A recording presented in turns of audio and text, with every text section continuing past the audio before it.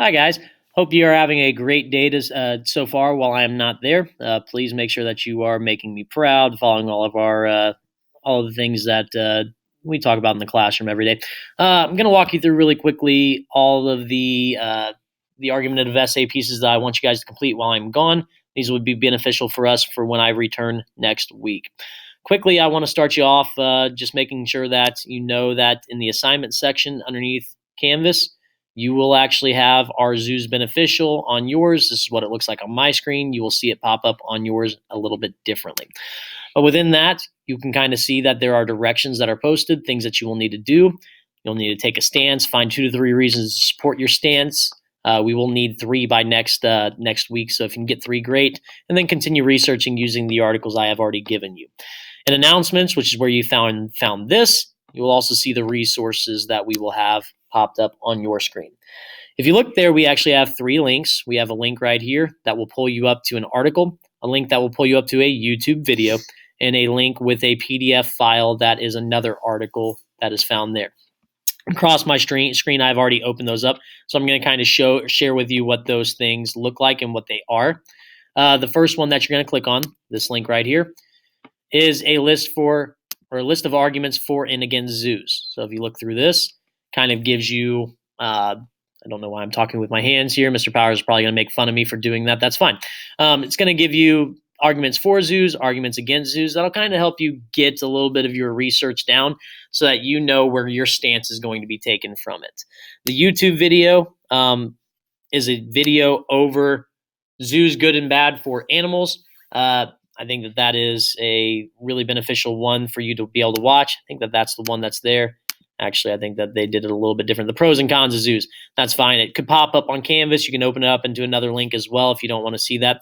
It's a 5-minute video, similar to on Airways, how they had you guys listening to somebody doing a speech or something that was audio files only, but this time it's a video.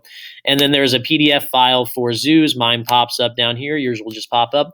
And it's a ReadWorks article that we have potentially even read before, but it's our zoo's bad news. So again, you're going to read these. You're going to take your stance from that and decide, are zoos beneficial?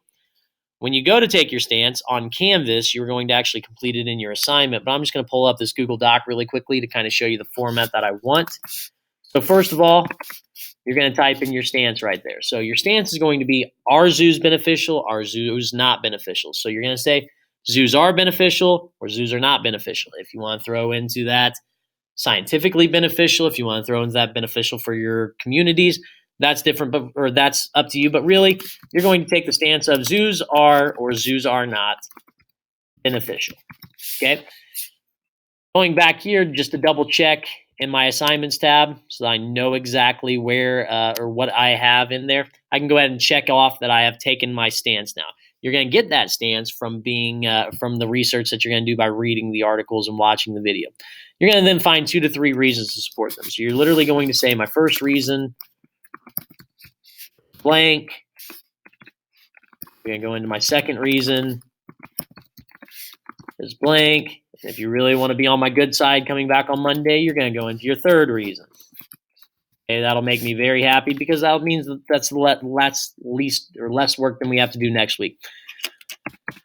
Within this, I'm going to encourage you to use your writing notebooks as well. This is all that I want on Canvas. I just want you to have your reasons identified. I want you to have your stances identified. Obviously, you're not going to leave this blank. You're going to actually type in something here, not random letters like I just did. I do want to write that. Mr. Powers is actually laughing a little bit about this. It's fine.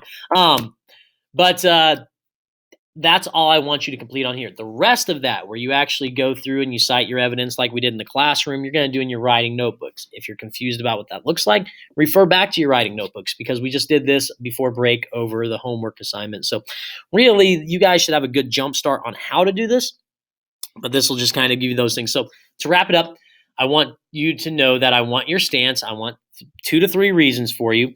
Your articles are going to be found on Canvas as well as the YouTube video that will be there.